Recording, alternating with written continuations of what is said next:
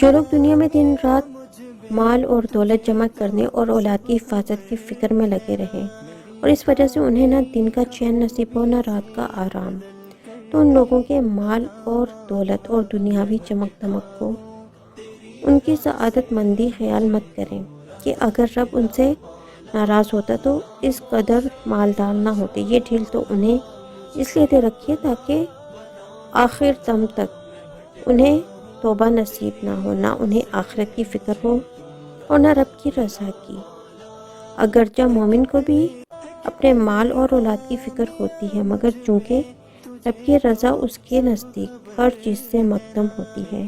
اس لیے یہ چیزیں اس کے لیے نعمت ہی ہوتی ہیں، وبال جان نہیں ہوتی۔ سورہ توبہ کی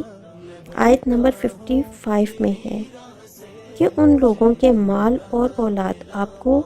تعجب میں نہ ڈالیں۔ رب تو یہ چاہتا ہے کہ انہی چیزوں کے ذریعے انہیں دنیا کی زندگی میں سزا دے، اور جب ان کی جان نکلے تو اس وقت یہ کافر ہی ہوں۔